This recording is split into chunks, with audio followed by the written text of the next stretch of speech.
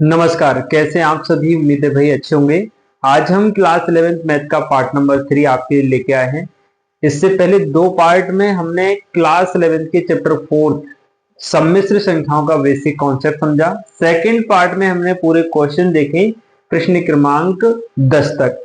आज part number 3 में जो क्वेश्चन हमारे रह गए थे प्रश्न 11, 12, 13 और 14, ये चार प्रश्न आज की इस वीडियो में कंप्लीट करेंगे। इसी के साथ आपकी जो एक्सरसाइज है 4.1 वो कंप्लीट हो जाएगी। तो चलिए हम देखते हैं प्रश्न क्रमांक 10 से 14 तक के प्रश्नों को। निम्न सम्मिश्र संख्याओं में प्रत्येक का गुणात्मक प्रतिलोम ज्ञात कीजिए। गुणात्मक प्रतिलोम क्या होता है ये ऑलरेडी हम पढ़ चुके हैं। डायरेक्ट मैं आपको फॉर्मूला बताऊंगा। मान लीजिए कोई सम्मिश्र संख्या z बराबर a प्लस IB के रूप की है, तो उसका गुणात्मक प्रतिलोम हम z इनवर्स के माध्यम से दर्शाते हैं। a अपॉन में a square plus b square plus v minus का हो जाता है IB एंड अपॉन में रहेगा a square plus b square. ये किसी भी सम्मिश्र संख्या का गुणात्मक प्रतिलोम होता है। फर्स्ट क्वेश्चन में हमारे पास जो सम्मिश्र संख्या है वो z बराबर 4 माइनस 3i। फर्स्ट से मेरा मतलब है 11 क्वेश्चन में, ठीक है भाई। यहां पर अगर आप देखेंगे तो a का मान आपके पास क्या है भाई 4 है एंड b का मान बेटा अगर आप देखें तो माइनस का 3 है। ध्यान रखिएगा b का मान कितना है माइनस का 3। अब z इनवर्स आपको निकालना है तो पहले आप क्या निकाल लेंगे a square plus b square निकाल लेंगे भाई। आपने a square plus b square निकाला बच्चे तो ये बनेगा 4 स्क्वायर प्लस माइनस 3 का होल स्क्वायर। अब आप देखिएगा z इनवर्स बराबर हो जाएगा, फॉर्मूला अगर आप रखेंगे तो a upon A square plus B square plus minus का IB अपॉन में a square plus B square. और इसको जब आप सॉल्व करोगे तो यहाँ हो जाएगा 16, यहाँ हो जाएगा 25। कितना मान आएगा भाई इसका, सॉरी यहाँ हो जाएगा 9, जोड़ करके कितना आएगा 25। ठीक है जी। अब देखिए z इनवर्स बराबर हो जाएगा यानी दी गई सम्मिश्र संख्या का गुणात्मक प्रतिलोम।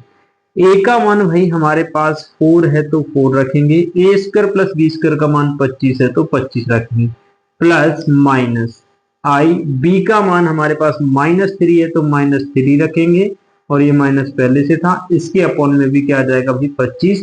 इस प्रकार से z इनवर्स हमारे पास आ जाएगा 4 upon 25 and plus 3i upon 25। ये गुणात्मक प्रतिलोम निकलकर हमारे पास आ गया। इस प्रकार से क्वेश्चन नंबर 11 कंप्लीट होता है। अब हम इसका क्वेश्चन नंबर 12 देखते हैं। आप चाहें तो इसका स्क्रीनशॉट रख सकते हैं। फटाफट से देखिएगा क्वेश्चन नंबर 12। देखिए हमारे पास जो सम्मिश्र संख्या है वो लिखेंगे √5 प्लस में 3i हमें दिया गया है। अगर आप इसकी तुलना करेंगे तो a बराबर √5 आप लिखेंगे, b बराबर आप लिखेंगे 3। इसी के साथ अगर आप a square plus b square निकालेंगे तो ये बनेगा आपका √5 square plus 3 square and solve करने के बाद आपके पास आ जाएगा प्लस का 5 एंड प्लस का 9, दोनों को ऐड करेंगे तो a square plus b square का मान हो जाएगा 14।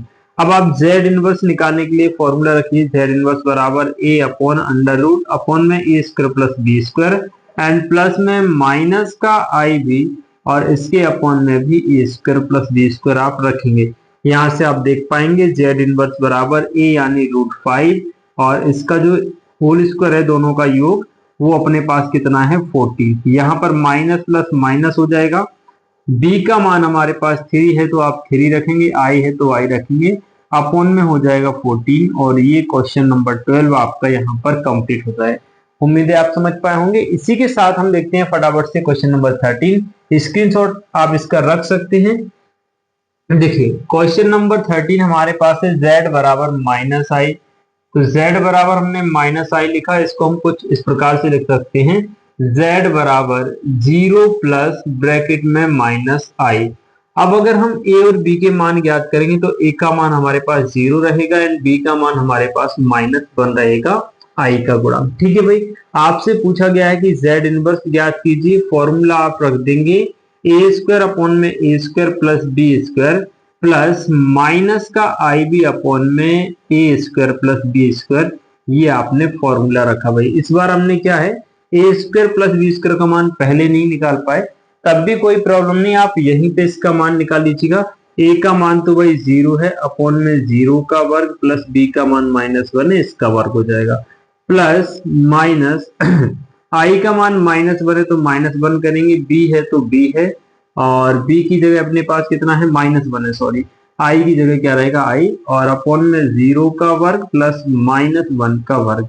इसको आप सॉल्व करेंगे तो पाएंगे ये पूरा पार्ट 0 बन जाएगा, प्लस माइनस प्लस हो जाएगा, ये प्लस माइनस माइनस, और प्लस का केवल i बचेगा, अपॉन में 1 का वर्ग कितना आएगा, 1।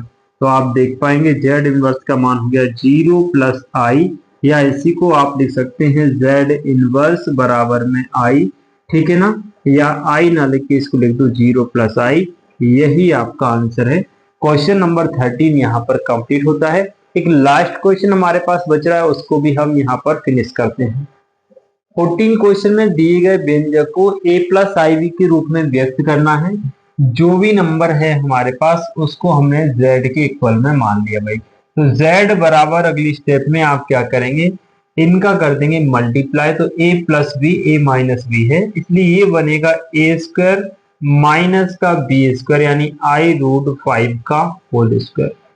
अपोन में आप देखेंगे तो इस माइनस का अंदर मल्टीप्लाई करेंगे, ये तो ऐसे ही रहेगा भाई, 3 प्लस √2i, माइनस अंदर जाएगा तो माइनस का 3 और प्लस का हो जाएगा √2i।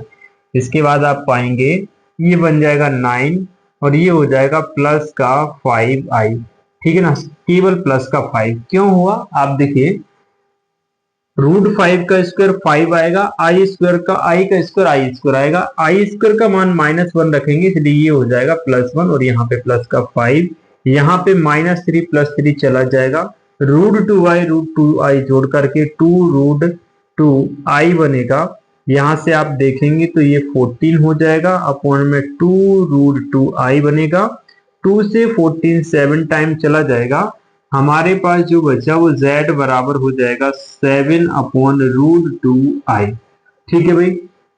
इसके बाद आप √2i का अगर हर का परिमेयकरण कर दें, यानी 7/√2i, इसमें आपने √2i का गुणा किया, √2i का ही भाग लगा दिया, तो ऊपर आपके पास स्टेप बन जाएगी 7√2i, एंड अपॉन में अगर आप देखें √2 का 2 में 2 हो जाएगा, i का i में करेंगे तो i स्क्वायर हो जाएगा, z बराबर हो जाएगा माइनस का 7√2 अपॉन में 2 और यहाँ पर i। अब देखिए हुआ क्या है, i स्क्वायर का मान -1 रखा तो माइनस का 2 हो जाएगा, वो माइनस हमने सबसे पहले लगाया, 7√2 ज्यों के त्यों रखा, ये वाला 2 नीचे प्लस में आई। इसी चीज को आप लिख सकते हैं z बराबर 0 - 7√2 अपॉन में 2i, ये आपका आंसर हो जाएगा, ठीक है भाई। अच्छा, इसका एक तरीका और ये था कि अगर √2 का मल्टीप्लाई ऊपर नीचे ना करके केवल i का कर दे तब भी काम बन जाता, कोई समस्या नहीं थी, ठीक है। और यहाँ पर भी अपन सही है, कोई समस्या यहाँ पर नहीं है।